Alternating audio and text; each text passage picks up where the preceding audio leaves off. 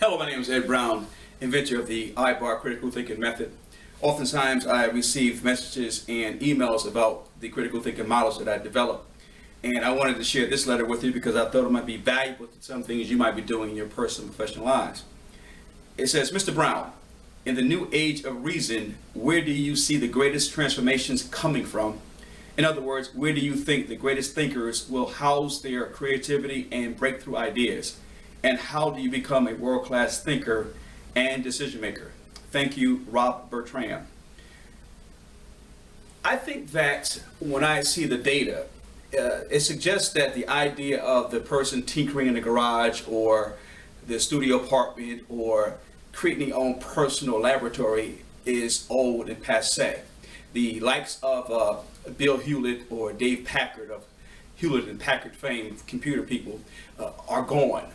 But I don't know if that's necessarily true. I believe that as we evolve and grow in a global economy, that individuals will have more power, and individuals, as they get older in particular, will have to rely on themselves. And so I don't necessarily believe what the pundits say about you're not going to have the one man or one woman operation any longer.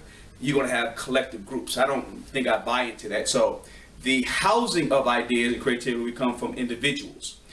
The gap I see in society today when it comes to critical thinking, problem solving, and decision making skills is between universities and corporations.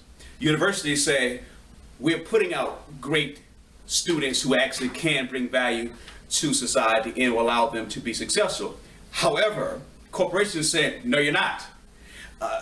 They don't think, they can't make decisions, they can't respond to tasks and projects on call. So there's a gap there. And the gap is going to be solved by private individuals like those individuals in those studio apartments or those garages. Those individuals will be the ones who actually solve the problem and become for-profit concerns and entities. So that's one thing I believe that's going to happen moving in the future.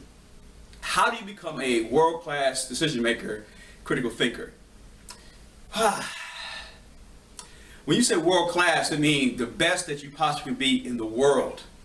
And there are a few things I might suggest that may lend itself to you being on the path.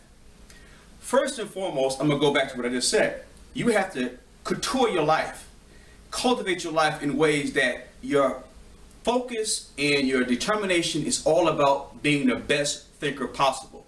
Your love life, the job you go to, the things you do from the time you get up in the morning to the time you go to bed. What are you doing? Are you thinking? Are you reading? Are you looking at the world in terms of why are people doing what they're doing? Are you your own social scientist in terms of psychologist, sociologist, and philosopher?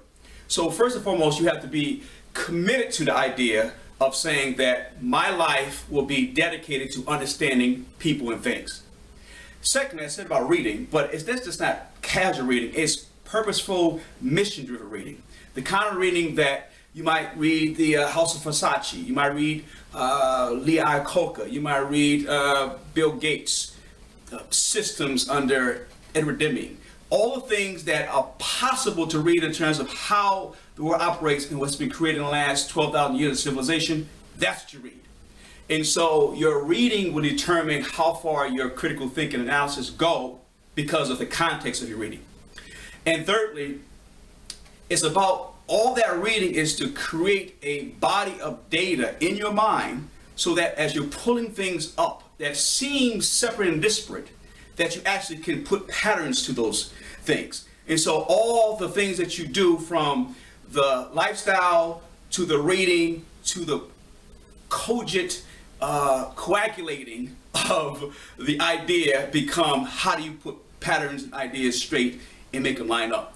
And so if you're going to be world class, it's a dedication, a process, and a lifestyle that you have to adopt and embrace and say, this is where you want to be because these are the people who actually are transformational, innovative, and make the greatest contributions to the world.